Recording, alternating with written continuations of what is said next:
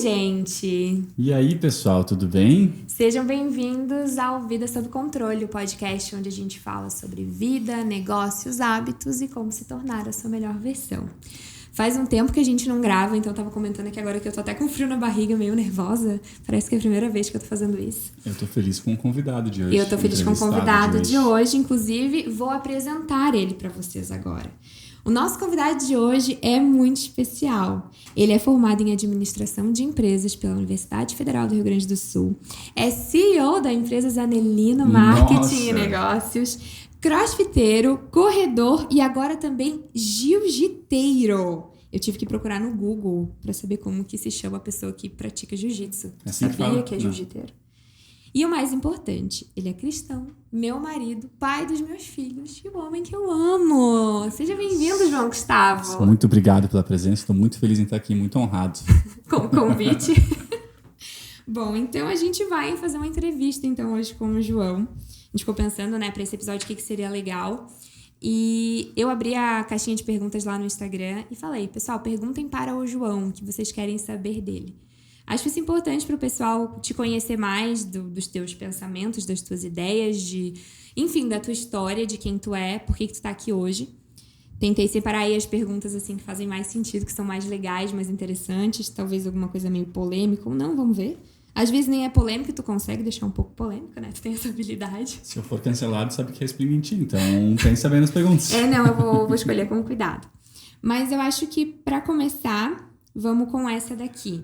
E aí, conforme as perguntas forem acontecendo, tu vai poder ir contando também mais da tua história, porque eu acho que vai dar pra ir juntando quem tu era com quem tu é hoje, que eu acho que essa é uma transformação legal de trazer aqui.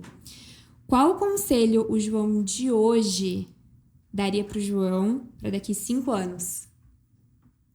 Daqui 5 anos, já dá pensando que ser pro passado. Não, a gente vai pro futuro. Qual conselho o João de hoje daria pro João de daqui 5 anos? Uhum. Nossa, eu não faço ideia. O que eu diria pro João daqui 5 anos?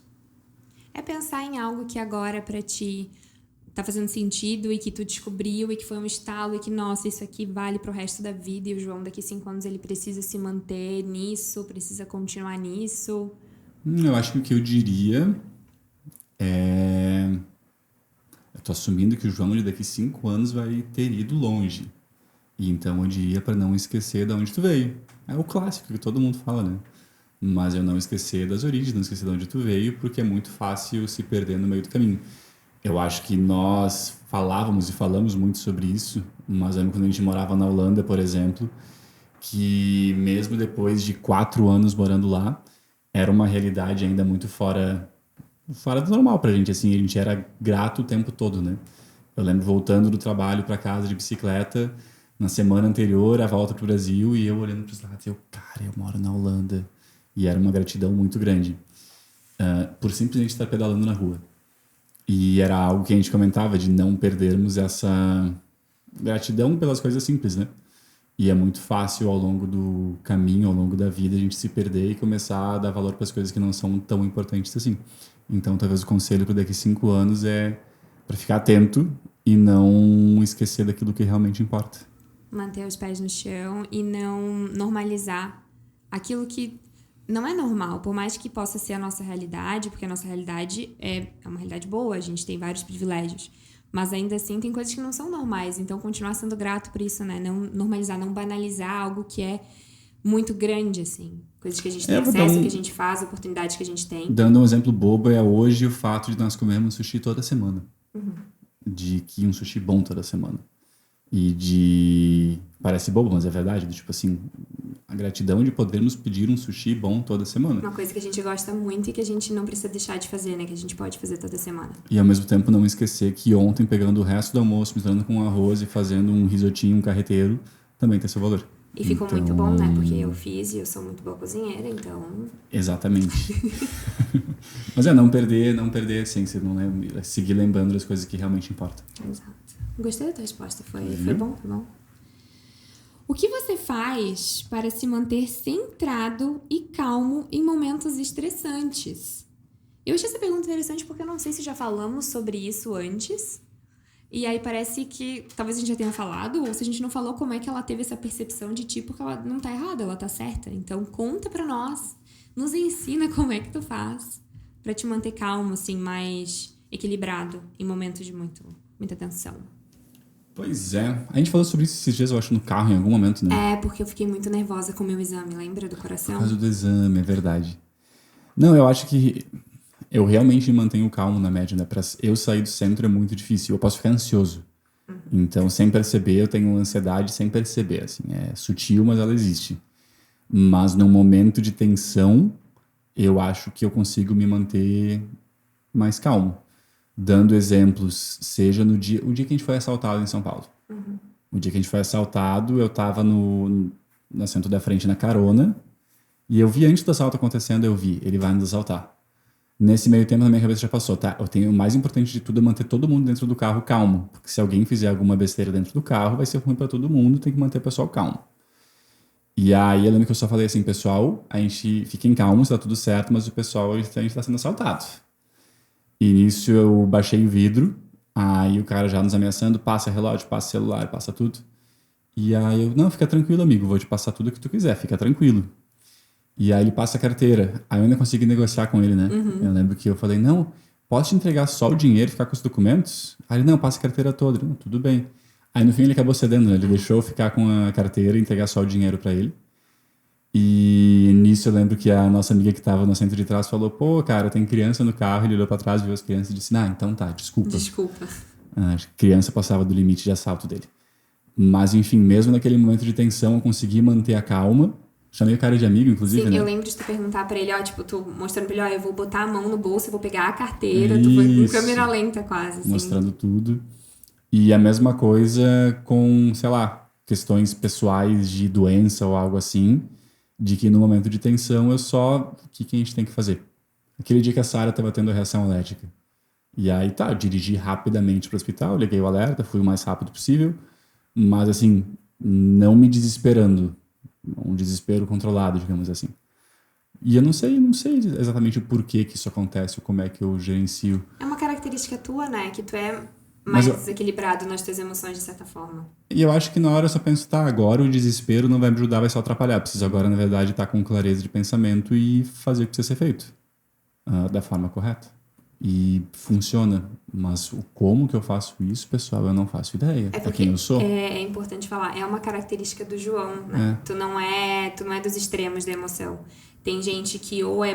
Eu não vou nem ficar tão feliz também, né? Num momento tão empolgante, eu vou ficar na média. Exato, ele é na média, exato, com relação às emoções. Então não vai pros extremos. Eu acho que isso facilita, de certa forma, tu te manter... Eu, como já sou mais a flor da pele, os sentimentos, por mais que eu consiga ser racional, e, por exemplo, no dia da reação da Sarah, eu tava lá sentindo tudo. Eu tava nervosa, eu senti que a minha energia, eu tava exalando nervosismo de certa forma, mas isso não me impede de agir. Não, tu faz também, não me trava, mas eu sinto e eu demonstro o que eu tô sentindo. Tem vezes que eu consigo controlar mais, mas depois que passa a situação eu desabo. Tu não tem esse momento, assim, ou talvez... E aí eu não sei também o quanto isso é bom que tu consegue te manter calmo, mas ao mesmo tempo o quanto tu tá guardando e não tá botando pra fora, né? Então tem várias questões aí que são importantes. Sessão de terapia ao vivo. Mas eu acho que é mais da tua característica mesmo. Eu acho que é quem eu sou desde sempre, assim, de me manter sempre na média, me manter sempre estável. Por isso que as pessoas te veem como calmo e eu como não calma. Não, mas e é um fato, a gente comenta assim, de que na vida inteira eu lembro uma vez que eu fiquei realmente muito, assim, ó, quase queria pular em cima de uma pessoa. Que foi por tua causa, né? Eu nem lembro. A gente era muito jovem, a gente estava em algum lugar durante a noite, tinha saído. E aí tem uma pessoa que era muito desagradável, eu tava perto. Não tava nem fazendo nada contigo, mas a pessoa era desagradável. E aí, o que eu fiz? João, tu tá errado, saí de perto. Então, saí da circunstância, saí da situação. Mas nunca dei um soco em ninguém, nunca levei um soco de ninguém. Me mantenho calmo. Mas isso é uma coisa legal, o quão... Tu é analítico, assim, tu analisa a situação. E isso é bom, tem gente que não faz isso. Eu tenho tentado aprender a fazer isso cada vez mais, de pensar antes de fazer. E tem muita gente que, assim como eu, age e depois pensa. Então isso é uma coisa boa, tu analisa a situação, ok. É ruim o que tá acontecendo, ou pode acontecer algo ruim. Então, se eu me desesperar ou se eu continuar aqui, o resultado não vai ser positivo. Então eu preciso tentar me manter no meu centro para poder ter o melhor resultado. E depois, se eu tiver que chorar, me descabelar, etc, ok. Mas primeiro, agora, nesse momento, eu preciso agir dessa forma. E eu acho que isso ajuda, porque na nossa sociedade, eu acho que na sociedade brasileira tem muita questão de eu não levo desaforo para casa, se a pessoa falou, eu vou revidar. E isso não ajuda em nada, né? Então, até eu estava ouvindo recentemente a história na Bíblia de Nabal e de Davi, que Nabal acaba desafiando Davi quando Davi pede ajuda e tinha ajudado Nabal no passado. E Nabal diz que não vou fazer nada disso. É um rude, um grosseiro, e aí Davi diz, vou acabar com todo mundo, com todos os homens, criança ou não. E no fim a esposa de Nabal tem que ir lá pedir perdão para deixar com que, para acalmar a situação, né? E esse de levar desaforo para casa é muito isso, assim, cara, leva desaforo para casa, às vezes tá tudo bem. O que vale a pena tu discutir por Colocar isso só para tu ganhar, né? só para tu ganhar a discussão? Tá tudo bem, deixa a pessoa ganhar a discussão, ou achar que ganhou, eu saio, tá tudo certo. E, claro, situações, tem situações que tu pode precisar te impor um pouquinho, mas tu tem que entender o contexto da situação e para que tu vai fazer isso, né? Se vale a pena. Acho que até um exemplo, esse vai ser polêmico, mas vai ser polêmico de acharem talvez que eu seja fraco. Mas a gente comentava sobre isso, né? A gente tá junto em algum lugar. E aí isso na nossa época mais jovem, enfim, a gente saía, e algum homem chegou para dar em cima da Vanessa. E aí o normal seria, nossa, eu sou namorado dela e eu vou brigar com o cara. Mas daí eu pensava, cara, mas ele não sabe que a Vanessa tem um namorado. Ele não foi desrespeitoso necessariamente, ele foi só falar contigo. Por que eu vou brigar com o cara? Ele, tá tudo certo, ele foi falar com ele. Depois, claro, ele percebeu que tu estava acompanhado, ele saiu, tá tudo certo. Nada de errado ali, tá ok, tudo bem. Então é entender realmente o contexto, entender a situação e agir de acordo. Ótimo. Muito bem. É um cara muito centrado. Quando eu crescer, quero ser que nem tu. Queria saber se o João conseguiu vencer a timidez somente, ela botou entre aspas, estudando ou fez terapia também. Ela provavelmente já deve ter ouvido tu falar essa história, né? Outras vezes, que tu leu sobre e tal. Então, acho que vale tu falar um pouquinho sobre como é essa tua questão com a timidez, com a insegurança e como foi o teu processo para lidar com isso. Eu não fiz terapia sobre isso, não. Mas sim, o João de... Quantos anos atrás? Até meus 18 anos, talvez? Uns 13, até meus 20, 13, 20 e poucos 14 anos atrás. Não, até meus 20 e poucos anos. Eu era extremamente seguro. Então, inseguro no sentido de que hoje eu convido pessoas que eu conheci para ir correr junto, vou conversar, puxo assunto. Se eu tô num evento, eu sou a pessoa que vai lá e senta do lado da pessoa para conversar, mesmo quem eu não conheço. Troco ideia, convido para lá em casa, faço piada. Enfim, hoje eu realmente converso com as pessoas. E o João daquela época era o total oposto. Eu não conseguia falar com ninguém, eu era tímido total. Fazer uma apresentação em público de forma alguma. E alguns anos atrás eu estava fazendo em inglês lá na empresa porque eu pedi para fazer. E mesmo questão física, sabe? Para mim, no passado, para eu ir para academia era algo difícil, porque eu tinha total insegurança sobre mim mesmo em todos os aspectos, inclusive aspectos físicos. Baixa autoestima também, né? Baixa autoestima, total insegurança. E hoje o contrário, hoje eu tenho um esporte novo, quero fazer. Vai passar vergonha, tudo bem, mas eu quero fazer. Vou tentar, vou me desafiar. E comecei jiu-jitsu agora, mas aí eu vi esses dias uns amigos fazendo wakeboards, quero. Nunca fiz, mas eu quero. Então, hoje eu vou me desafiando, a Vanessa até acha um pouco irritante às vezes, né? Mas isso aconteceu porque ao longo do caminho eu realmente busquei estudar. Eu era muito frustrado por ser inseguro. Eu queria falar com as pessoas, eu queria não ter essa timidez toda, mas eu tinha. E aí, simplesmente superar ela era difícil porque eu não sabia o que fazer. E eu comecei a estudar sobre, desde ler livros como Fazer Amigos e Influenciar Pessoas, que é muito bom, recomendo muito. Estudei sobre linguagem corporal, sobre uma série de coisas. E existem detalhes que parecem não fazer a diferença, a pessoa pode achar que é bobo, mas não é. Vou dar um exemplo para quem está vendo, né? Mas se eu estivesse sentado aqui, assim falando, eu já ia me sentir de outra forma.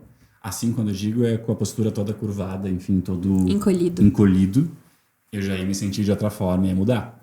Então, lembrar de, ok, abre o peito, te posiciona direito, muda a forma que tu te sente. Inconscientemente isso muda. E foram vários livros, várias coisas que eu fui estudando e fui começando a tentar colocar em prática. E eu me desafiava. Então, às vezes, talvez falar com o meu chefe fosse desafiador, mas falar com o porteiro do prédio, não. Então, eu me desafiava sempre falar com o porteiro do prédio, falar com a pessoa que pesa as frutas no mercado, com o caixa do mercado, com atendentes por aí, enfim, com o cobrador do ônibus. E aos pouquinhos, ok, isso daí se tornou confortável, eu ia mudando qual era o público que eu falava. E hoje, realmente, assim, a gente estava no evento em São Paulo, tinha o Flávio Augusto, vou falar com o Flávio Augusto. E fui falar com o Flávio Augusto. Então, muda, eu acho, mudou muito a minha forma de encarar isso. Eu não fiz terapia sobre, o que eu fiz foi realmente estudar e me desafiar. Então, a questão de dar a cara a tapa foi bem forte. Eu acho que eu nunca perguntei isso pra ti. Então, agora eu também vou aprender uma coisa nova, porque todo o resto aqui eu já sabia, né? O que tu teve um momento, um estalo, do tipo assim, eu sou desse jeito, agora eu preciso mudar? Tu teve um momento específico, porque tu morava no interior, e especialmente lá tu era desse jeito. Então, para dar um contexto pro pessoal que não sabe, a gente mora em Porto Alegre hoje, a capital do Rio Grande do Sul, mas o João é de uma cidade no interior, da Serra Gaúcha. E aí, ele se mudou pra Porto Alegre pra fazer faculdade aqui, com 18 anos. 17, 18 anos. 17 anos. E aí, quando tu chegou aqui, foi quando tu teve o estalo de que tu precisava mudar? Ou lá em Veranópolis tu já tinha esse incômodo? Eu acho que nunca tive um estalo assim, mas o que acontecia era que em Veranópolis eu já era... Lá o meu apelido era Guto, né? Eu era o Gutinho. Então, lá todo mundo já me conhecia, eu já me via daquela forma. Era muito difícil mudar. Eu era o menino certinho, que tirava boas notas na escola, enfim. Eu não vou dizer que eu era o cara que sofria bullying absurdos, mas eu sofria bullying. Eu estava mais na parte do que sofria, não era, eu definitivamente não era quem fazia bullying. Estava na parte que sofria, mas não era nenhum absurdo. E quando eu cheguei em Porto Alegre, ninguém me conhecia. Então o Guto virou João, porque na chamada da faculdade era João, e aí eu virei João. Aí eu lembro que alguém me falou assim, não, porque Guto é muito infantil, João é muito melhor. Eu disse, gostei, agora eu sou João. Aí eu mudei meu nome para João, né? Ou assumi meu nome de João.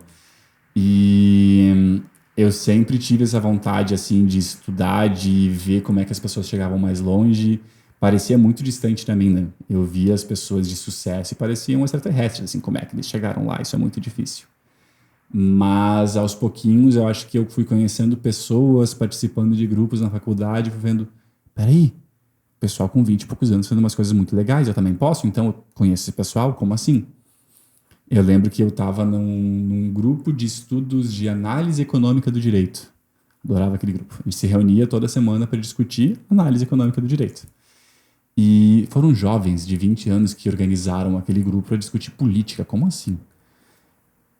E nisso eles fizeram um grupo para ir em escolas dar palestras sobre o que a Constituição brasileira é, como é que as coisas funcionam. Eu disse, cara, que legal, olha só, com 20 anos fazendo essas coisas. Eu tava ali só querendo ir pra festa. Então, nesse momento que mudou um pouquinho assim de que, opa, eu também posso fazer coisas legais. Ali dentro desse grupo eu conheci empresários, conheci pessoas que já tinham atingido um sucesso na carreira ou algo assim. E eu vi que eles eram pessoas normais. E aí, aos pouquinhos, eu comecei a acreditar mais em mim nesse sentido. Então, não teve um momento específico, mas foi uma frustração minha que eu tinha de eu não quero mais ser essa pessoa que está sempre encolhida no canto com vontade de fazer algo, mas sem coragem. Eu quero realmente viver isso. A tua mudança de ambiente daí foi uma oportunidade que tu viu pra, ok, agora que ninguém me conhece, eu posso ser quem eu quiser. Frio e calculista, total. Eu cheguei aqui, eu assim, opa, agora ninguém me conhece, eu posso ser o que eu quiser agora. Tá, e quando eu te conheci, tu era bem achadinho, assim, né? Tu tava num auge, assim, de o cara tá arrasando, gatão aí, arrasando corações. Tu sente que tu viveu aquela coisa do fake it till you make it, do tipo, finge que tu é até que tu seja, tu botou uma coisa. Eu tô perguntando isso porque às vezes é legal das pessoas saberem, porque, eu me identifico com o João e pra mim é muito difícil conseguir vencer essa timidez, essa insegurança. Então, fingir que não sou tímida, fingir que sou segura até que eu de fato me torne isso. Não, eu não acredito nisso. Porque eu acho que tu vai eventualmente... Tu vai ser quem tu é. Uhum. Então, eu não acho que era um fake it till you make it. Na verdade, eu acho que antes eu era uma pessoa, mas que eu não conseguia ser o que eu era de fato. Então, eu sempre fui quem eu sou hoje, mas antes talvez tinha uma bolha que não deixava eu viver isso tudo. O João que tu é hoje já estava aí dentro de ti, tu só precisava da oportunidade de poder... Então, sair. O João que te conheceu, que era isso daí tudo que tu falou, aquele lá não era de verdade. Porque aquele lá era um momento que eu tava tentando entender talvez quem era o João de verdade. E felizmente te conheci nesse momento, olha ali. Ainda bem. Mas aquele lá não era o João de verdade. Ou talvez aquele lá era o João de verdade, mas usando as habilidades do João de verdade para coisas não tão corretas. Tu era jovem também, imaturo, Isso, né? exatamente. Tinha uma imaturidade ali no meio. Mas eu acredito que eu sempre fui essa pessoa, só que existiam várias travas e bloqueios ali no meio. Então o que eu tive que fazer foi trabalhando para tirar elas do meio do caminho. Faz sentido? Faz sentido. Legal saber dessas coisas de ti. Viu? Eu vou te fazer algumas perguntas também aqui no meio, que pode parecer que é só sobre nós, que elas são sobre nós, mas a ideia é que daí tu coloque a tua visão de como tu vê a situação específica, tá? E a gente fala muito, né, eu e tu, quando a gente faz o podcast, enfim, respondemos, gravamos vídeo juntos, sobre escolher bem a pessoa com quem tu vai te casar, com quem tu vai te relacionar. E ela botou aqui, ó, a Vanessa não era a mulher ideal quando vocês se conheceram. Era. Tu imaginava que vocês mudariam tanto? Então aqui eu queria que tu falasse sobre essa questão de que, de fato, a gente não era quem a gente é hoje quando a gente se conheceu, mas ainda assim deu certo. Apesar de tudo, apesar de talvez lá naquela época a gente não ter as visões que a gente tem hoje de algumas coisas. Eu não era quem eu sou hoje. Eu não era tão ideal naquela época, talvez. Mas é o que te fez, tu que tem ótimos valores desde sempre, apesar de, sei lá, qualquer fase que tu tenha vivido. Mas tu também tinha. Então é disso que eu quero que tu fale. Não, acho que nós éramos duas pessoas imaturas naquele momento. Isso Jovens, certamente né? existia. Contexto, eu tinha 18 anos, o João tinha 19, quando a gente se conheceu. Isso, exato. Então, naquela época, tu ganhava bem com a empresa, já que estava bombando a Shopbella, e torrava todo o dinheiro com o McDonald's e coisa que não precisava. E salto das chutes pra poder ficar do teu tamanho. Saltos, tinha muitos saltos de 50 15, centímetros. 16, 17 centímetros, Jesus. Mas eu acho que desde aquele momento, nós dois claramente tínhamos os mesmos valores que nós temos hoje, e nós compartilhávamos daquilo. E tinham algumas coisas, eu acho, que já eram muito parecidas, assim, de que, apesar da imaturidade, os dois estavam trabalhando, buscando crescer, buscando fazer acontecer, se desafiando. A gente não era de... Não sei se preguiçoso é a palavra, mas apesar de, a Vanessa adorava dormir até meio-dia, mas a Vanessa direto chegava às 5 da manhã comigo em casa, 4 da manhã, e às 8 já estava na empresa, já tinha acordado, pegou a lotação para voltar para a empresa, para ir trabalhar, porque tinha coisa para fazer. Final de semana, sábado também. Domingo estava com o computador trabalhando. Não parava.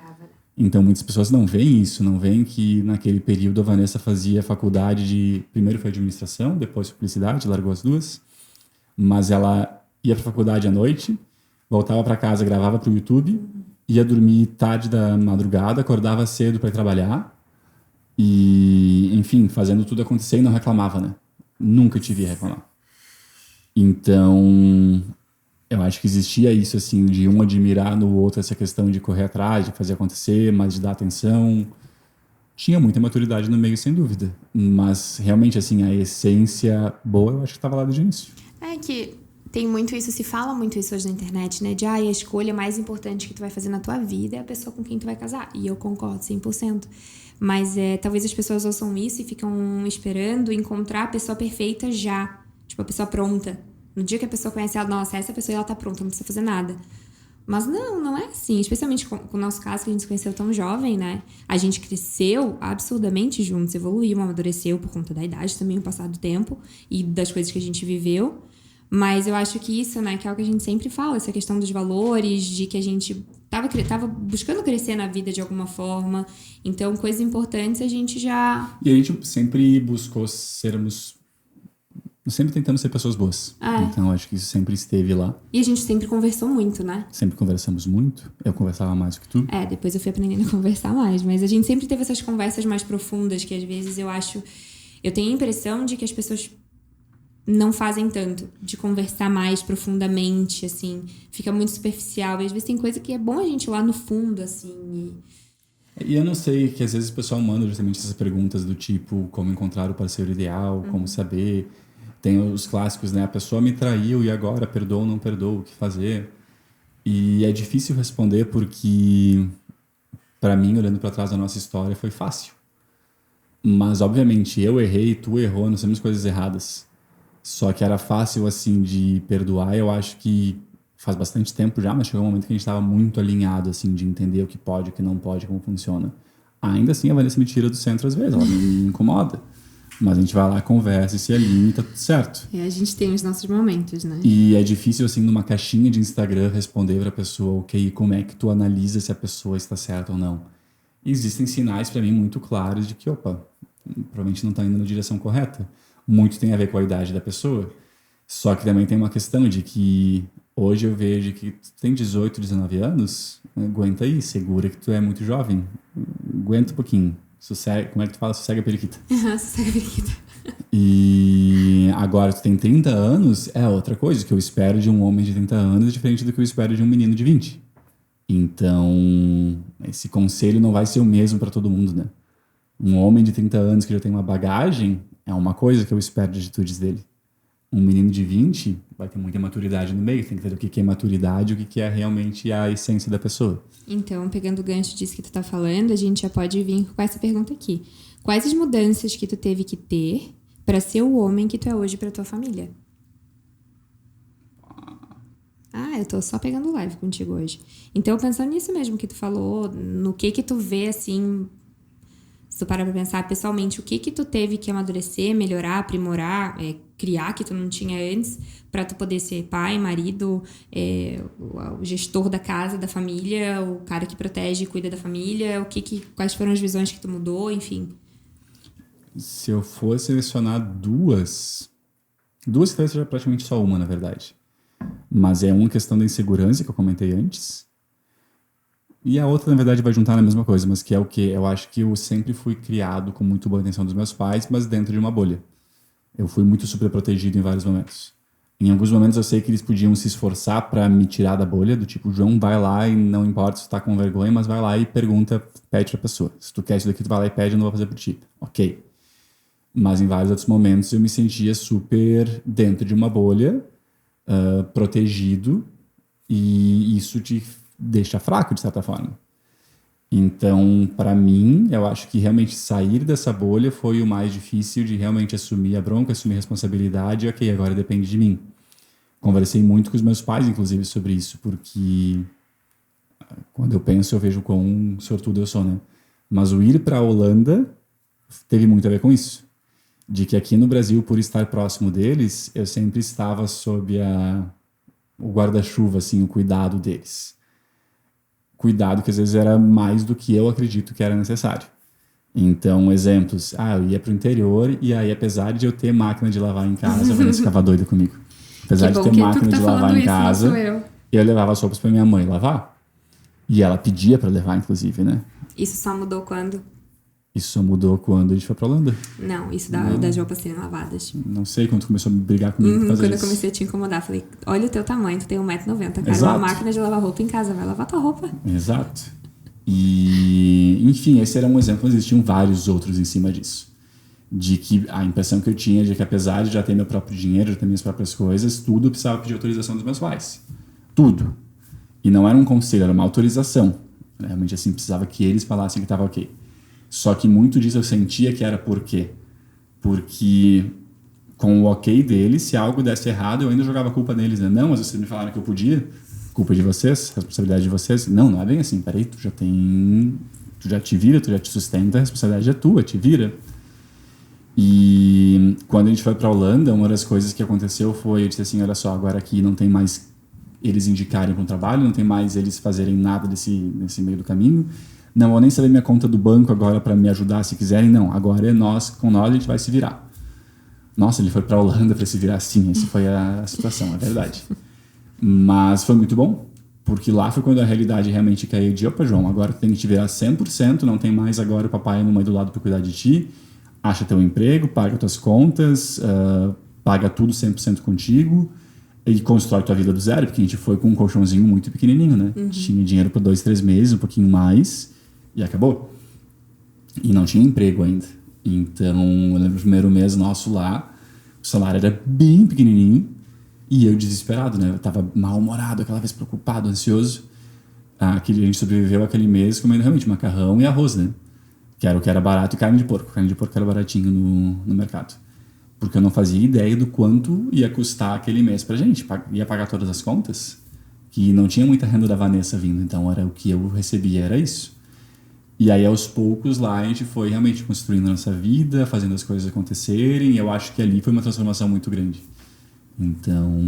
Tu te transformou, então, na pessoa que tu é hoje pra nós, com essa questão de assumir responsabilidade, de amadurecer, de tomar a frente das coisas, tipo, não, agora eu sou... Porque foi ali naquele momento, inclusive, que a gente mudou muito como casal, cresceu muito como casal, porque daí, de fato, era nós dois e eu vi isso. Agora o João, ele veio à frente, quis tipo... fazer isso, eu acho, mas aqui antes existia muito forte em mim e muito fácil acesso esse porto seguro. E lá fora não existia mais. Sim. Mas foi proposital, eu não queria que existisse, eu queria poder me virar, eu queria dizer, tá, eu consigo de verdade. Sim. Então, lá que acho que virou essa chave. E eu acho interessante, aí agora o que eu vou falar pode ser um pouco polêmico, mas vamos embora. Eu, como mulher, gosto muito, me sinto muito feliz de ser protegida, de ser cuidada, de saber que o meu marido tá ali, tá cuidando de mim e da nossa família. Então, quando a gente mudou pra Holanda e teve essa mudança, toda essa questão dessa situação também, da forma como tu te sentia com relação a tudo isso, teus pais e tal, e da gente ter que se virar sozinho, isso pra mim foi muito bom. A forma como eu te via mudou também. Mudou pra melhor. Eu era um menino e foi mudando, né? E aí tu virou o homem da casa, de fato. E isso, pra mim, como mulher, como esposa, faz toda a diferença. Porque eu te vejo como essa pessoa e isso faz muita diferença. Isso é muito positivo. Então, acho que é muito isso, assim, que tu cuida da gente, eu acho. E aí, eu sou muito feliz por isso. Obrigada. Mas eu acho que vale realmente a reflexão, porque eu percebo que muitas pessoas passam pela mesma coisa que eu passei. E é realmente buscar, no meu caso, foi buscar a dificuldade, digamos assim, mas com a cabeça no lugar correto, né? Sim. Porque não adianta fazer isso achando que a vida vai ser muito fácil, que não é. Acho que tem que ter a cabeça no lugar certo e a dificuldade, usar a dificuldade a teu favor, né? Como foi o período em que tu tava buscando a tua melhor versão sozinho? O que tu pensava sobre mim nesse período? Tu dá o contexto? Pensava sobre a Vanessa ou tu quer que eu dê o contexto? Dá o contexto, tô falando bastante, vai lá. Pra quem não sabe, acho difícil, né? Mas bora lá. Quem conheceu a gente agora. Eu e o João passamos por um processo de transformação. Nós nos mudamos pra Holanda em 2016. Quando a gente chegou lá, a gente era bem diferente do que a gente é hoje. O João, fisicamente, era bem diferente, né? O maior peso da tua vida foi naquela época, né? Uhum. E em 2017, o João começou a tua mudança foi em 2017, foi um ano antes da minha que tu começou. E aí, por um ano, ele foi sozinho nesse processo, até que em 2018 eu decidi que era a minha hora de mudar também. Então, por um período, ele foi sozinho, né, nessa busca pela melhor versão dele. E aí, como é que foi pra ti esse período de fazer sozinho? Como que tu me via enquanto tu tava tentando melhorar e eu tava lá daquele jeito? Agora, pensando eu e tu, a gente é muito diferente em alguns aspectos. A gente já falou de que a Vanessa ela é 8 ou 80. Quando ela decide fazer alguma coisa, ela faz. E a Vanessa, ela pode ter inseguranças, mas se ela resolve ser segura, aí tu não segura mais ela. E o que acontecia comigo é que talvez eu sempre tive vontade de fazer algumas coisas, mas eu não tinha segurança, por exemplo. Eu sempre soube o que eu devia fazer, mas eu não tinha disciplina. Então, ao longo da vida, várias vezes eu tentei colocar hábitos bons em prática. Eu sabia quais eram os hábitos que eu devia colocar, mas eu não tinha nem disciplina para colocá-los por tempo suficiente, nem segurança para de fato colocar, porque parecia que lá não era meu lugar. Nós dois, né? Quantas vezes a gente tentou fazer academia e isso, e treinamento funcional e aquilo, e acabava em McDonald's. Isso. E o que aconteceu foi que, especialmente em 2016, eu acho que foi realmente quando a gente chegou, eu tava muito assim com uma vontade de entender o que pessoas de sucesso faziam, e eu comecei a ver alguns padrões ao estudar, ler livros, enfim, de que, por exemplo, obviamente tem exceções, mas na média todos eles treinam, se exercitam, todos eles comem direito, dormem bem, praticam esportes realmente competitivos, assim, em alto nível. Não é só um esporte de brincadeirinha, não é só aquela academia leve de vez em quando, não, realmente focados. E eu, preciso colocar isso em prática. Se o pessoal faz isso, eu vou colocar isso em prática também. Só que justamente em 2016, 2017, eu ainda tinha muitas inseguranças, muitas questões a trabalhar em mim para resolver. Mas em 2017 eu descobri que tinha um CrossFit perto de casa, resolvi que eu precisava me exercitar, e era o que tinha mais próximo de casa, né? Como era um bairro novo que nós morávamos, não tinha academia, não tinha nada ainda. E fui fazer o tal do CrossFit cheio de preconceito, achando que eu não ia gostar. Porque é muito intenso, isso e aquilo. Aquilo tudo que vocês pensam, vocês que não fazem CrossFit. E comecei e nunca mais parei, né? Primeira aula, eu lembro da primeira aula, eu lembro visualmente, assim. Eu lá, nem roupa direito eu tinha, tava com vergonha da calça que eu tava utilizando. Completamente tímido, inseguro, sem saber o que ia acontecer. E a galera lá de ponta cabeça e se pendurando nas barras. E aí eu lembro que eu cheguei a ficar tonto, tive que ir num canto, deitar, colocar as pernas pra cima. Mas tudo bem, achei um horror a primeira aula, mas fui de novo, vou fazer. E aos pouquinhos fui gostando da coisa. E durante esse período, foi por um ano, né, 2017, metade do ano até metade de 2018, lá na Copa da Rússia, que eu saía de casa para treinar, era 7 que eu treinava. Então 6 e pouco eu saía de casa para treinar, já tinha acordado antes, comido alguma coisa. Voltava às 8, tomava um banho, me arrumava para o trabalho, 9 e pouquinho saía de casa para o trabalho, e a Vanessa estava dormindo. E à noite a Vanessa ia dormir cedo, 9 e pouco das horas eu estava indo dormir, e eu ficava até mais tarde para ler, para estudar, enfim, melhorar, digamos assim. E isso foi por um ano. Para mim, nesse um ano fazendo sozinho, era desafiador por vários motivos. Eu ficava preocupado com a Vanessa, um pouco frustrado, assim, de quero que ela melhore, quero que ela busque melhorar. Me preocupo como ela é tão preocupado realmente de ver que não era só um momento normal dela, mas ela estava num momento difícil, né? Então tem essa questão também. Existia essa questão. Existia a questão da minha falta de disciplina, então a Vanessa ia pedir uma pizza de janta, ia fazer alguma coisa nada saudável de janta, que talvez eu não queria comer, não era o que eu buscava. Mas como estava lá, eu ia também, então existia uma dificuldade a mais ali no meio. E, enfim, fazia parte, eu estava ali tentando, eu treinava 2, 3 vezes por semana, fazendo. E graças a Deus, em 2018, consegui convencer a Vanessa a fazer um treino comigo, né? Cheio de cleans. João, eu nunca mais vou voltar pra aqui. Eu odeio isso, eu não volto mais aqui. E aí terminou, ela fez a matrícula e o resto é história, né? Ficou fazendo até ano passado que ela nos traiu e foi pra academia. Mas vai voltar. E a Vanessa é 880, então quando ela começou, eu tava fazendo 2, 3 vezes por semana, comendo mais ou menos. E ela não, começou 2 vezes, na segunda semana foi 3, na quarta semana já matriculou 5, e na outra semana já fazia 7 dias por semana, às vezes 2 vezes por dia, e tava voando já de ponta cabeça. E aí eu entrei no ritmo junto, então eu acho que a Vanessa traz muito essa questão de disciplina e segurança. Eu quero fazer, eu vou fazer, sair da frente. Ela sempre foi assim. E eu não, então ela me empurrava ali e ao mesmo tempo trazia as coisas um pouco mais corretas, enfim, dava um pouco mais de caminho, ela trazia a constância, trazia a velocidade, as coisas funcionaram. Mas sim, durante aquele período não foi fácil. Eu acho que o que vale de sugestão para as pessoas que estão passando por isso em casa é, enfim, segue o teu rumo da melhor forma possível, incomoda o outro só o suficiente, não mais do que só o necessário, não mais do que o necessário, porque se tu passar do ponto pode ser pior. Então convida, vai provocando de vez em quando, de leve, vai fazendo exemplo, alguma coisa, vai sendo exemplo, exatamente. E te cerca de pessoas que sejam um exemplo, né? Porque eu acho que isso é uma das coisas bacanas que a academia nem sempre vai trazer, mas o CrossFit geralmente vai, outros esportes também vão. Esportes em grupo, né?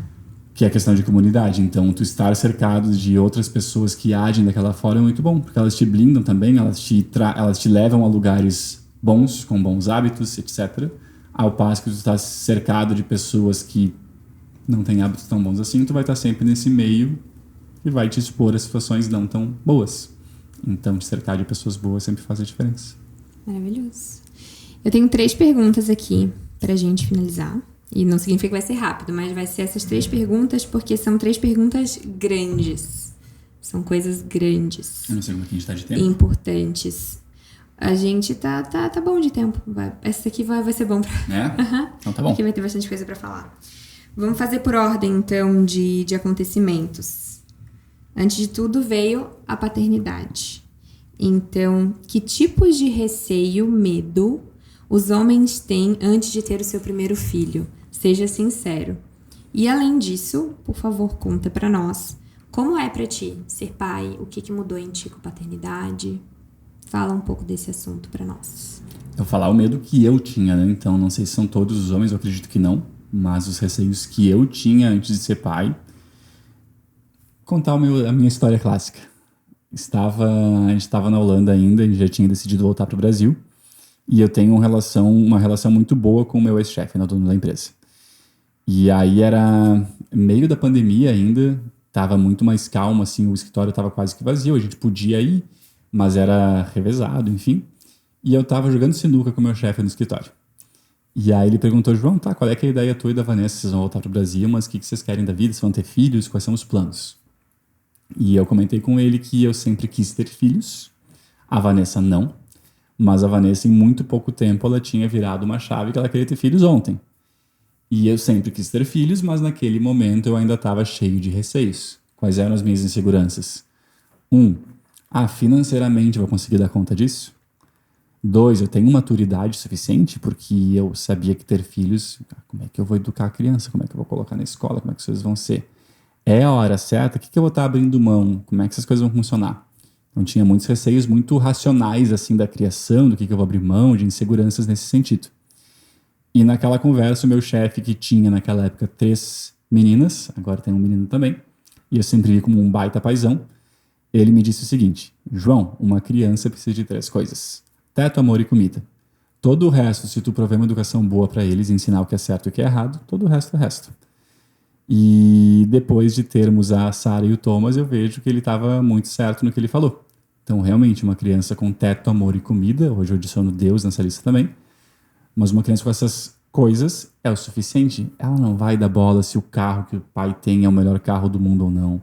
Ela não vai dar bola se ela mora numa casa gigante, cheia de coisas ou não. É óbvio que é bom tu ter um bom plano de saúde. É bom tu poder colocar numa boa escola. Ótimo, mas não é o mais importante. Então, realmente, tu dando essas coisas para a criança é o que precisa, é o essencial. O resto a gente vai trabalhando e vai batalhando, enfim, para fazer acontecer. E hoje eu vejo que nós tivemos as crianças assim na hora certa. Se eu fosse, seria daquele momento para antes, sabe? Porque hoje eu vejo o quão bom é, o quão babão eu sou com as crianças do meu lado e o quão bom é poder aproveitar com eles. Então eu não consigo imaginar, tipo, cara, o que eu teria perdido se eu não tivesse eles até agora. E sempre foi um dilema, porque eu pensava assim, se eu tiver filhos mais tarde, eu vou estar mais estável, digamos assim. Mas se eu tiver filhos mais cedo, eu vou poder jogar futebol com a gurizada junto. Mais, vou poder correr junto mais. Eu acho que a gente ficou bem no meio do caminho, assim. Ficou bem num momento onde a gente estava já nessa questão de segurança financeira no meio do caminho. Bem encaminhados, mas também com um pique legal para curtir junto com eles. Mas realmente eu acho que não existe assim, muitas vezes a gente fica esperando, vai ligar uma luzinha agora que tá pronta, essa luzinha não vai ligar. Não vai ter ninguém que chegue e diga, não, agora sim tu passou de todos os testes, tu foi aprovado e agora tu pode decidir ser pai, que agora vai dar certo. Não, uma hora só se tu encarar, porque é um desafio novo, bem grande, e é decidir encarar. E como é pra ti ser pai? É o que tu imaginava? Tu imaginava alguma coisa? O que tu sente? Eu não imaginava. Não, era difícil. Eu sabia que eu queria, eu acho que muito porque era assim a norma da vida, assim, né, o caminho normal, mas não fazia ideia do que imaginar. Até porque nunca tive perto de mim crianças pequenas. Então eu tenho uma priminha mais nova, mas também não era parte da criação, nunca vi trocar fralda nem nada do tipo. Então era distante de mim. E é a melhor coisa que tem, né? É a melhor coisa que tem. Desafiador. A Sara fazendo birras não é uma coisa fácil, por exemplo. O Thomas não chegou nessa fase ainda. Mas é a melhor coisa que tem. E deitar, ler o livro pra eles, ela vir correndo, dar um abraço e brincar junto, ficar me incomodando, me provocando, dando risada na minha cara. É muito bom. Então, por isso que eu digo assim, obviamente tenha a cabeça no lugar certo, o coração no lugar certo, mas sejam pais porque é muito bom. Tenham filhos, né? Tenham filhos. E que tu tá falando ali, né, sobre o momento de ter filho. Hoje, porque a gente sabe que é muito bom, a gente pensa, nossa, podia ter tido antes pra poder viver mais, isso assim, né? Mas ao mesmo tempo eu vejo que pra nós, a gente teve no momento certo, assim. Deus, assim, organizou, parece muito bem, porque quando daí falando de mim pessoalmente, quando Nossa maturidade não era tão grande, maturidade, acho que essa é uma questão. O que a gente já tinha vivido, o que a gente já tinha passado, então, falando de mim, eu já tinha passado por aquele processo de mudança, né? Eu vejo que se eu não tivesse passado por isso, talvez hoje, a gente não tem como saber, né? Então dá só pra especular. Mas é difícil de eu conseguir ver que a gente ia ter o que a gente tem hoje se eu não tivesse passado por aquela mudança. Se tu não tivesse passado pela tua mudança também. Então, deu tempo da gente passar pela nossa mudança, amadurecer naquela mudança, de fato ser uma mudança, né? Não ser algo passageiro, ser algo que a gente mudou de fato para a vida, para sempre. E o tanto que a gente evoluiu, as coisas que a gente conseguiu organizar, uma rotina organizada, os nossos hábitos, nosso estilo de vida, o financeiro, tá? E quando eu olho para trás, para antes de ter os nossos filhos, eu penso assim, eu fiz o que eu tinha para fazer. Isso é uma coisa que me dá muita paz, assim. Do mesmo jeito que foi pra gente ir embora da Holanda, não, tá bom, a gente ama esse lugar, a gente adora esse lugar, é incrível, os nossos amigos aqui. Mas tá bom, a gente viveu o que a gente tinha pra viver aqui, agora é uma nova fase. O mesmo vale pra esse momento da questão de ter filhos. Eu, falando de mim de novo, eu vivi o que eu tinha pra viver daquela fase da vida. Então eu tava pronta pra próxima fase, sabe? Isso é uma coisa que me traz paz e eu tô falando isso porque às vezes as pessoas esperam esse clique, né? Esse momento de agora é a hora de ter filhos. Não vai ter exatamente o clique, mas dá pra tu ter. Tem gente que faz, inclusive, uma lista de coisas para fazer antes de ter filhos. E tem coisas que talvez seja melhor tu fazer antes de ter filhos mesmo, né? Tipo, hoje eu não vou pular de bungee jump. Isso é uma coisa que eu sempre quis fazer, acabei não fazendo. Não tenho nenhum arrependimento com relação a isso. Mas eu não vou me colocar nessa situação de propósito, porque eu tenho filhos hoje. Hoje eu sou mais cuidadosa com algumas coisas. É claro que daí tem que cuidar para não ficar adicionando itens na lista. A lista nunca vai ser realizada e tu nunca vai ter filho, né? Mas de tu saber, tá, não, isso aqui era o que eu tinha que fazer antes de ter filho. Então agora, se eu tiver filho, tá bom. Tá eu não faria essa lista. Tem gente que faz e funciona, então eu tô dando aqui, tentando dar um conselho e me ajudar de alguma forma. Porque muita gente se pergunta, né? Quando é a hora de ter filhos? Não, mas eu acho que justamente quando tu cria esse tipo de lista, tu espera que vai existir, tipo, passou essa lista, agora pronto, ligou um interruptor, agora tá pronto. É mais porque tem muita gente que não faz tudo que gostaria de ter feito, tá? E aí depois tem o filho. E aí coloca no filho uma culpa. Mas aí eu acho que essa pessoa não estava madura o suficiente. Exato. Porque não é a vida, não é assim. É, eu sei. Mas também é uma possibilidade. Eu não faria lista, porque a lista tu vai sempre achar que preciso fazer essas coisas tá pronto, antes, né? Não tô pronto, ou o filho isso vai me... E, cara, o filho é uma benção, a melhor coisa que tem, ele não vai te impedir de fazer nada, ele vai estar ali provendo muito mais do que tu podia pedir, então não precisa de lista, minha opinião, não precisa de lista, e não fica esperando até vir um ser agora que vai aparecer na tua frente e dizer, agora tu tá pronto, não, acho que não precisa disso também. Porque isso não tem, né? Conversem, entendam, e realmente tem que ter maturidade de entender o caminho, de ver que vocês estão juntos para sempre, ponto final, não vai ter um problema no casamento depois. E o que mais? Ter a cabeça no lugar certo, que é difícil de julgar, porque todo mundo acha que tem. Mas e se tu tem preocupações justamente sobre vou ser um bom pai, vou ser uma boa mãe, estamos prontos, isso já é um ótimo sinal, né? Que tu te preocupa geralmente com isso, né? quem faz essas perguntas já tá um passo à frente, então... Exato. Tá, antes então de ir pra próxima pergunta, deixa eu fazer mais um lanchinho. Tu falou... casamento. Tu falou para casamento e a gente não falou sobre casamento, assim. O que tu pensa sobre casamento? A visão do casamento, como é pra ti estar casado? Como que tu leva, como que tu enxerga o casamento? Só filosofia hoje, não, só coisas profundas. A gente tá te entrevistando, a gente quer saber mais de ti, da tua visão de vida, João Gustavo. A gente fala muito sobre a questão dos valores, né? Falamos antes de que a gente compartilha os valores desde sempre. Mas, olhando para o mundo de hoje, uma das coisas que me incomoda muito realmente de ver por aí é como para as pessoas o casamento é só um papel que não vale nada.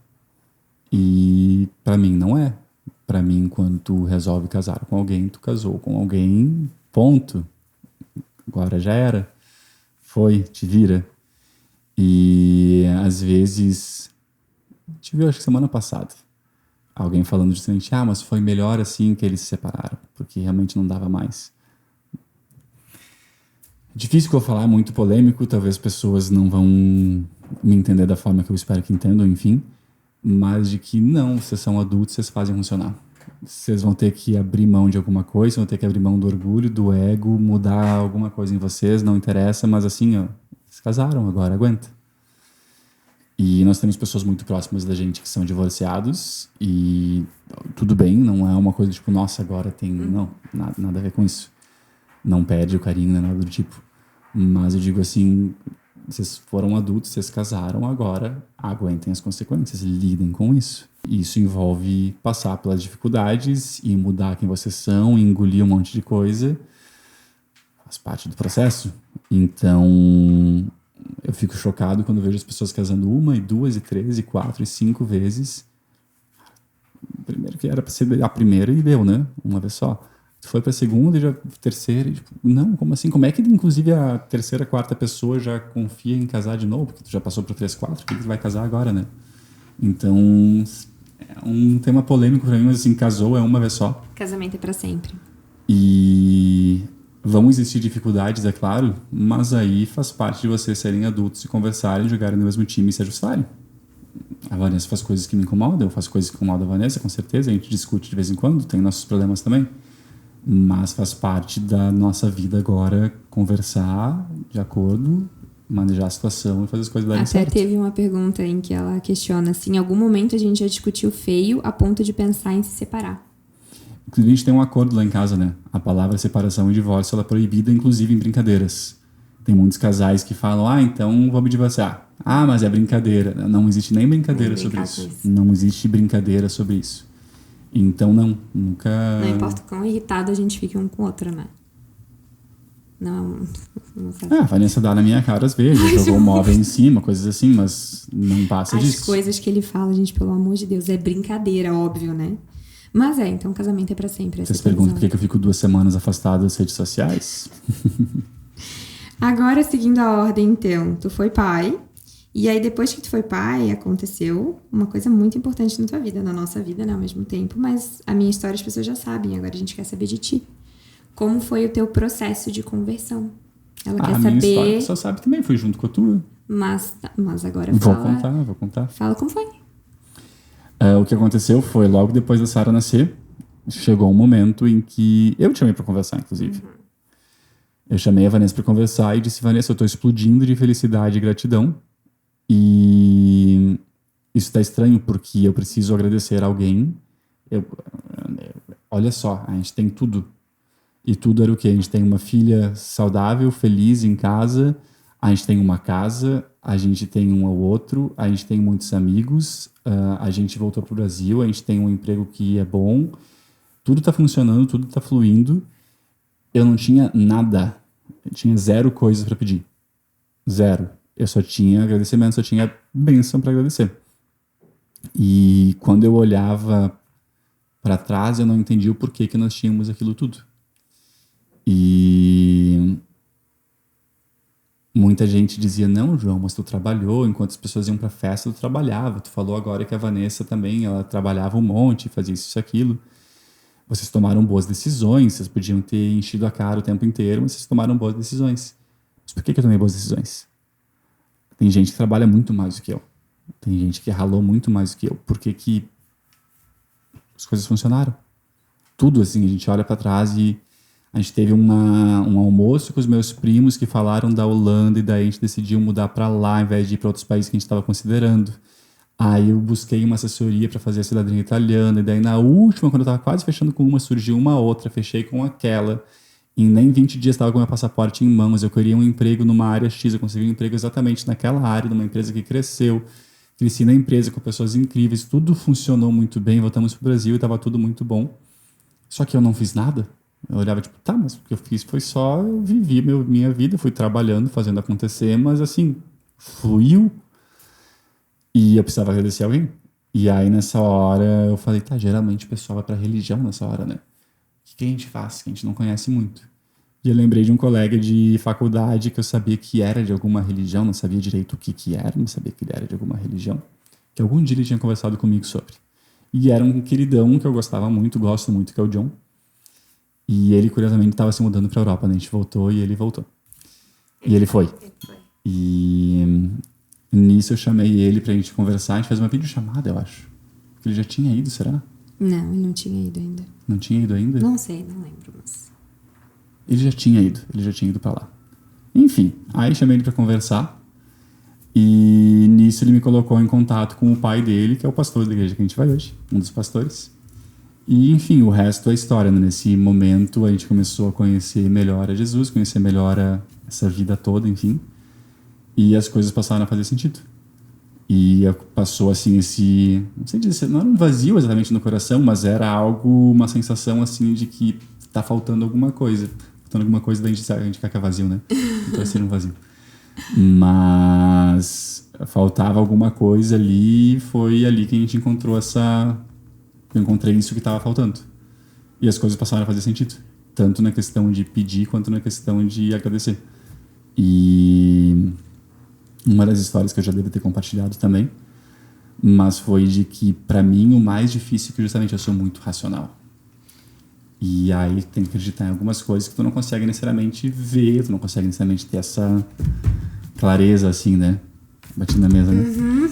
E eu não tinha nada pra pedir, né? Eu comentei antes, eu tava só querendo agradecer. O meu pedido era que as coisas fiquem do jeito que estão, não muda nada. E ainda assim falaram, João, tu pode pedir. E nisso a gente tem um casal de amigos, um casal conhecido nosso muito próximo, que a gente gosta muito, que queria ter filhos e não conseguia. Tinha já uma história bem difícil nesse sentido. E eu disse, ok. Faltava uma coisa assim para eu realmente tirar a minha chave e dizer, ok, entrego minha vida agora. E eu disse, vou fazer um pedido então. O pedido é dar um filho para eles. E 3 meses depois eles nos mandam uma mensagem contando que estão grávidos de 3 meses. Tá certinho assim. E aí eu disse, tá bom, era o que eu preciso, já que eu assino o papel agora, vamos lá. Então acho que essa é a minha história, a minha jornada. E tamo aí, né? Estamos aí. Muito bem, o meu processo foi junto, mas o meu processo vocês já sabem como que é, né? Porque eu já contei algumas vezes.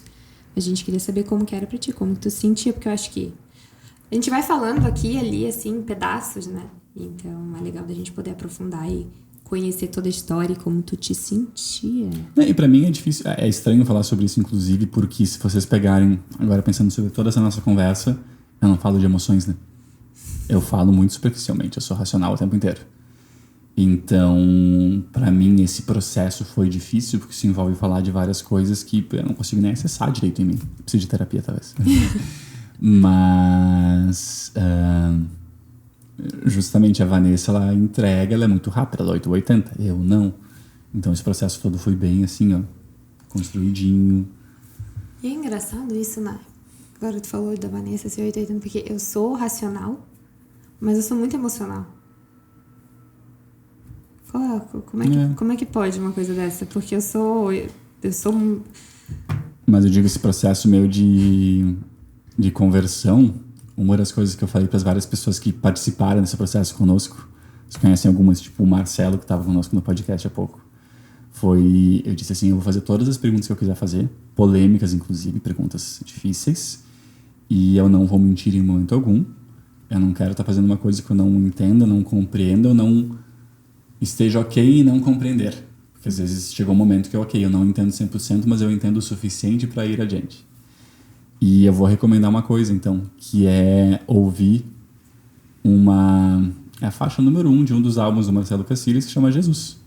A gente deixa o link pro pessoal. Isso. Que na verdade não é nem uma música, né? Ele conta a história. É uma história. E aquilo pra mim é o resumo, assim, de que eu tinha uma visão antes, muito superficial, não conhecia a fundo.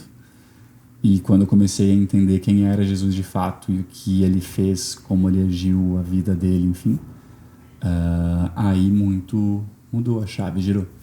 Sim, hoje a forma como tu age, inclusive como tu busca agir, as coisas que tu faz, tu busca muito isso, né? Ser como Jesus. A gente busca, a gente tenta. Mas eu acho que são exemplos hoje de manhã. Aconteceu um incidente no condomínio e eu tava com as crianças, tava perto, na verdade, crianças perto de acordar. E aí eu não tava com vontade de ir lá ajudar, mas daí, não, mas peraí, a coisa certa é fazer ela ajudar. E aí eu só avisei a Vanessa que tava fora de casa. Tá, as crianças estão no quarto, qualquer coisa vão chorar uns 5 minutinhos, eu já vou voltar, mas eu vou lá ajudar. E é fazer o certo. Então, exemplo bobo de novo, mas que de fato na hora eu só pensei, peraí, posso estar com preguiça, qualquer coisa de manhã cedo, não interessa, esse é o certo a fazer, eu vou lá fazer isso. Mas não é um exemplo bobo, porque é nas pequenas coisas às vezes, né? Então, isso é legal pra tu mostrar como que tu te converteu, ok? Como é que tu vive isso no teu dia a dia, o que tu busca fazer para ser como Jesus, porque o nosso alvo hoje, né, é isso, é quem é Jesus e como que a gente pode ser mais parecido com ele. E é uma jornada, eu falo muito com a Vicky, que tá aqui nos vendo, né? A Vicky, eu tive várias conversas com ela sobre isso, porque durante as enchentes, pra mim, foi um tapa na cara gigantesco. Porque foi muito fácil para mim durante aquele período. Pega um dinheiro e doa. Fácil. Pega o teu colchão de casa e doa. Fácil. E eu não tô menosprezando quem faz isso. Eu fiz isso. Foi justamente o aprendizado, né? Isso é muito fácil. Agora vai num abrigo e faz trabalho voluntário. Opa, difícil. Agora vai num abrigo e de fato abraça as pessoas e cuida das pessoas de verdade. Te importa com elas. Bem mais difícil. Agora te importa o ponto de tu ir depois na casa dessas pessoas, entender quem elas são, ajudar elas de fato, não só com a questão das enchentes, mas com a vida delas. Muito mais difícil. E nesse período eu vi a Vicky e vários outros jovens da igreja fazendo justamente isso. E eu vi que para mim é, assim, absurdamente desafiador. De ficar constrangido e não saber o que fazer. Então, uma das coisas que eu tenho para esse ano é justamente, eu quero me colocar mais em situações assim para também melhorar nesse ponto, que para mim é muito desafio, mas a Vicky vai me ajudar, né, Vicky?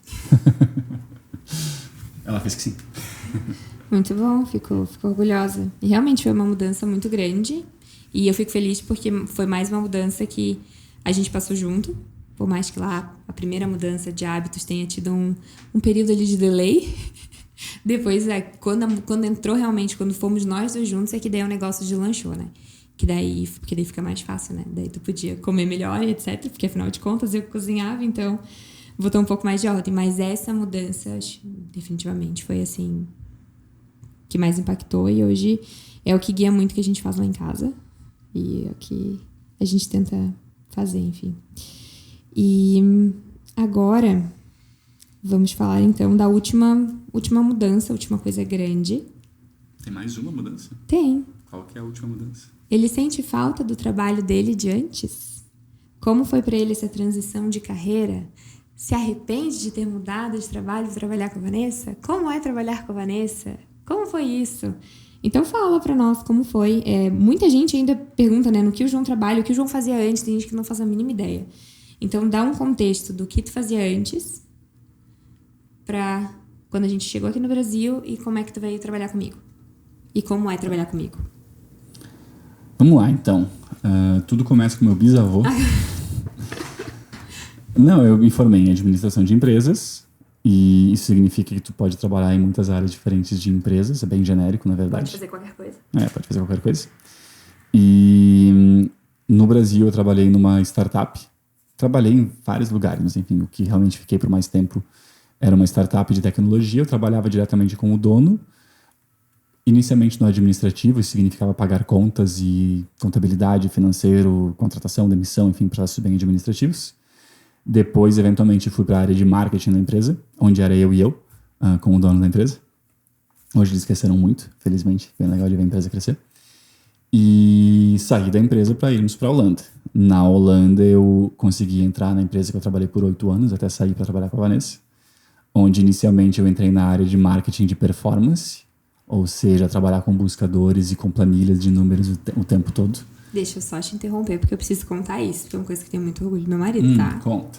Que quando tu te aplicou pra vaga, tu não era nem júnior daquela vaga, tu não era daquela vaga. A história é boa, Então, tu quer contar ou tu quer que eu conte? Eu conto. Por favor. Era uma vaga, existia uma vaga sênior para analista de marketing de performance e era uma empresa de viagens, que era o que eu queria. Eu queria trabalhar com marketing digital em uma empresa de viagens. Não sei porquê, mas era o que eu queria. Eu achava que eu ia viajar de graça, daí. Não foi o caso. Mas eu mandei uma mensagem naquela vaga e eu disse assim, eu não sou nem júnior. Nunca trabalhei com isso antes, mas me dá uma chance. E aí, nisso, o dono da empresa, era uma empresa pequena ainda naquela época, e ele me mandou uma mensagem e disse, vem conversar comigo. Conversar com o gerente da vaga, na verdade. E fui pro escritório lá fazer a entrevista, lembro direitinho do dia que eu cheguei antes, comi um sanduíche na praça que tinha em frente ao escritório. Com quem que te entrevistou? O Martin. O Martin e o Omer. Um holandês e um turco. E aí me entrevistaram, enfim, e daí eles criaram um processo seletivo para me contratar. E nisso eu entrei, eu estava assim, no meio do caminho, não era nem estagiário nem júnior, um cargo abaixo do júnior ainda, acima do estagiário, porque já não era mais estudante. E felizmente, graças a Deus, rapidamente cresci na empresa, enfim, em questão de muito pouco tempo fui promovido algumas vezes. E cresci na empresa, então eu fiquei na área de marketing por quase 5 anos. Depois eu fiquei um período de uns 6 meses na área comercial, num projeto novo. A gente viu que aquele projeto não fazia sentido naquele momento. Agora eles estão voltando para aquele projeto. Mas vou ter que te interromper de novo. Por quê? Porque eu quero que eu também quero saber. O que fez com que tu fosse contratado, mesmo tu não sendo nem júnior para aquela vaga? O que tu acha que fez a diferença? Isso pode fazer diferença para as pessoas que vão ouvir? Eu acho que a atitude, uma das coisas que eu falo para as pessoas que eu contrato, falei isso para a Vicky também, eu acho. Comento com meus amigos, enfim, de que a parte técnica, em muitas áreas, tu aprende com o tempo. A atitude, não. Então, aprender o marketing de performance, tá, com o pessoal ali em 2, 3 meses eu aprendi. Menos tempo que isso. Claro, tu vai aprendendo melhor ao longo do tempo, enfim, aprofundando, né? Mas a atitude de estar no horário, de conseguir ter uma conversa, de conseguir explicar quem tu é, de ter o caráter correto, de fato te puxar dentro da empresa, e isso tu não consegue ensinar para uma pessoa. Treinar uma pessoa, isso é difícil. Então eu lembro, por exemplo, lá na primeira semana, primeiro mês, que como eram campanhas caras, com orçamentos grandes que ficavam rodando todos os dias, no final de semana eu já disse, não, no final de semana eu cuido. E aí eu realmente, no final de semana, eu estava cuidando e olhando as coisas e fazendo o trabalho no final de semana. Ai, João, mas é óbvio, todo mundo trabalha no final de semana. Tem uma aranha aqui que tirou meu foco. É óbvio, mas não é tão óbvio assim, sabe? Nem todo mundo faz, nem todo mundo se dispõe desse jeito. Muitos tentam deixar pro outro. E eu tava me voluntariando para fazer acontecer. Eu tava sempre indo além. Ah, João, tu cuida disso daqui. Eu lembro que primeiro mês tinha que criar contas novas lá no sistema que a gente utilizava. E aí, quando me deram essa tarefa, era uma tarefa que tomava bastante tempo. E aí, na primeira semana, eu disse, não, peraí, não precisa tomar esse tempo todo. Eu já organizei um processo que daí eu reduzi, sei lá, em 10 vezes o tempo que tomava. Então, indo além, fazendo algumas coisas a mais. Isso. Então, acho que era isso, sabe? Claro, dei a sorte de estar na empresa certa, no lugar certo, a pessoa certa. O que eu falei das bênçãos, assim, de que o caminho foi se abrindo pra mim, parecia, para as coisas acontecerem. Mas eu acho legal tu compartilhar mas a atitude isso faz mesmo, muita diferença. porque às vezes, nossa, tu não era nem júnior e aí tu falou, me dá uma chance, tá, mas o que fez o pessoal te olhar e tá, vamos dar uma chance pra ele? A tua atitude, então, né? Eu acho que a atitude faz toda a diferença, assim, de confiar, que é uma das coisas que... teve mais exemplos, sabe, de que muitas pessoas olham a empresa e o empresário como, nossa, o empresário é o cara que tá ganhando todo o dinheiro enquanto eu trabalho. E eu sempre vi da forma contrária. Eu sempre vi o empresário como o cara que tá com uma dor de cabeça gigantesca, tendo que pagar todas aquelas contas, tendo que fazer aquele negócio girar sem saber se vai dar certo ou não. Muitas vezes endividado, inclusive, cheio de dívida para pagar. E dando a cara a tapa e fazendo acontecer. Então teve um momento na empresa, foi de 2017 para 2018, fazia 1 ano e pouco que eu estava na empresa. E a empresa quase faliu. A gente estava no Brasil de férias, né? E aí eu lembro que, teoricamente, nesse período de Natal, Ano Novo, início de janeiro, eu não estaria trabalhando.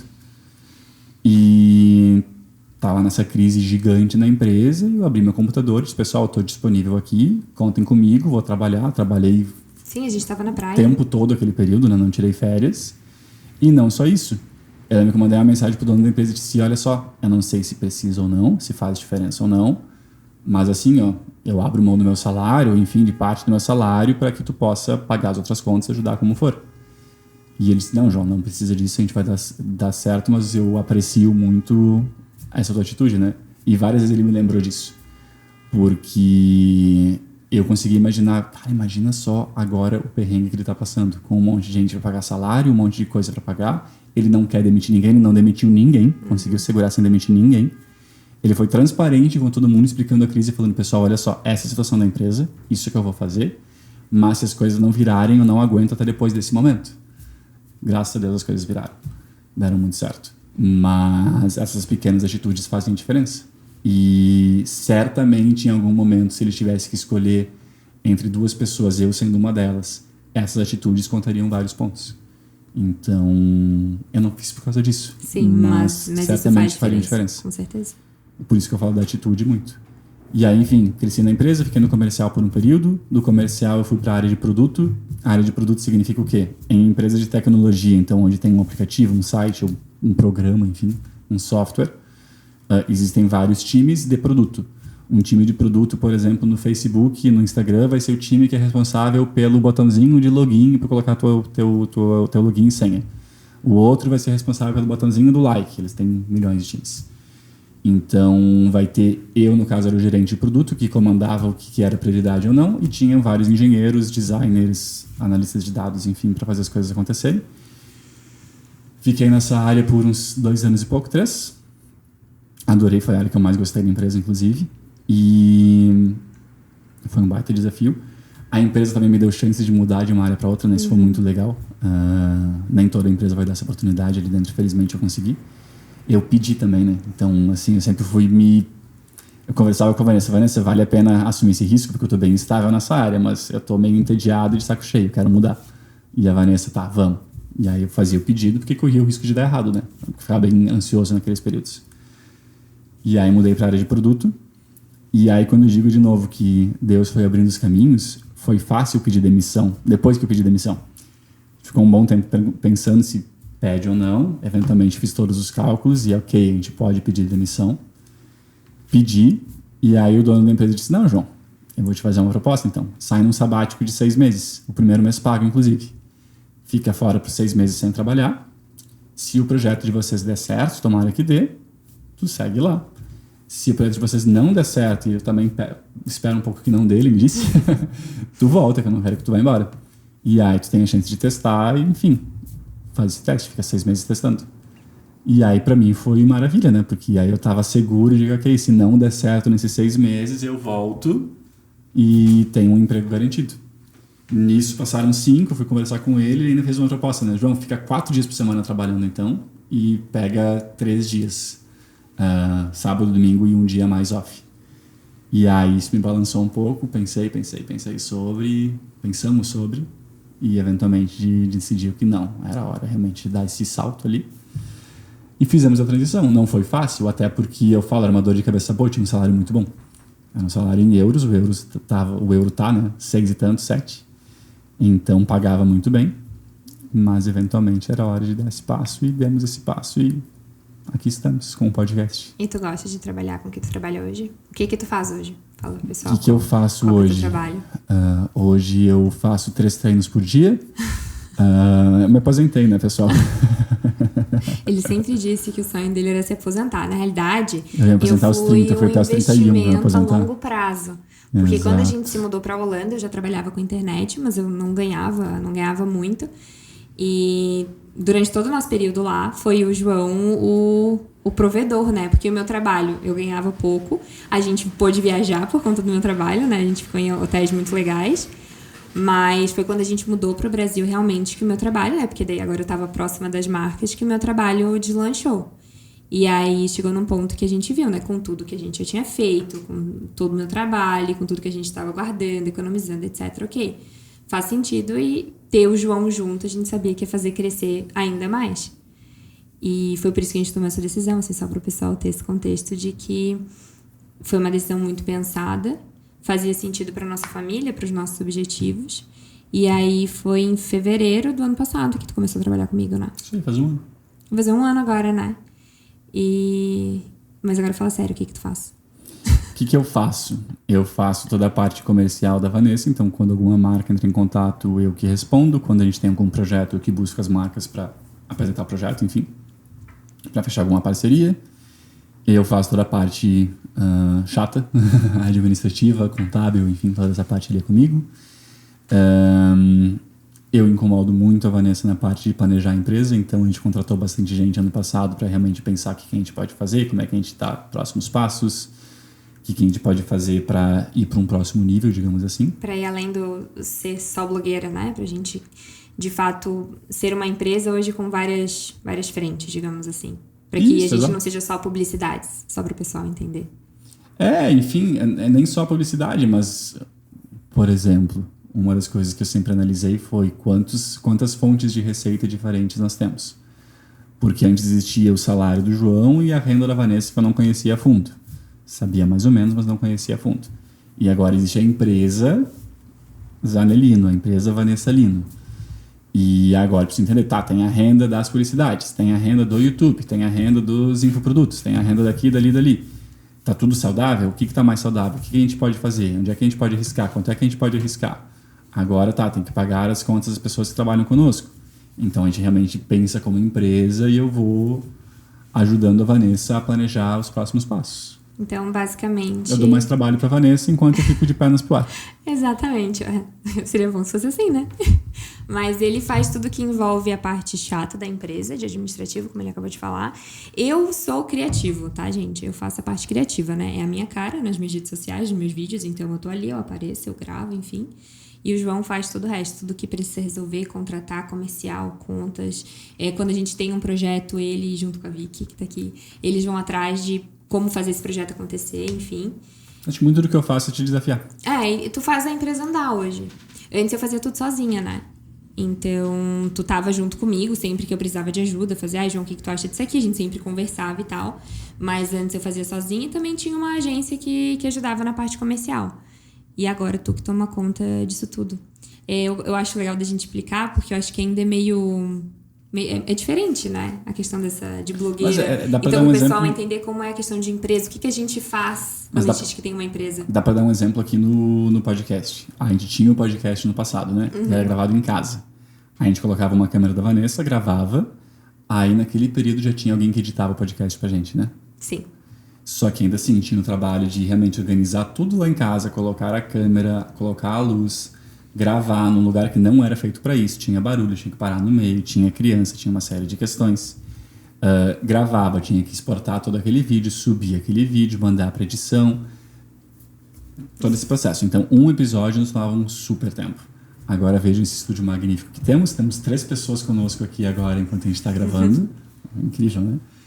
E a gente sai daqui e eu e a Vanessa não fazemos mais nada. A gente vem, senta, grava e vai embora. Vem, senta, grava e vai embora. Toma um cafezinho bom e vai E toma um embora. café bom, exatamente.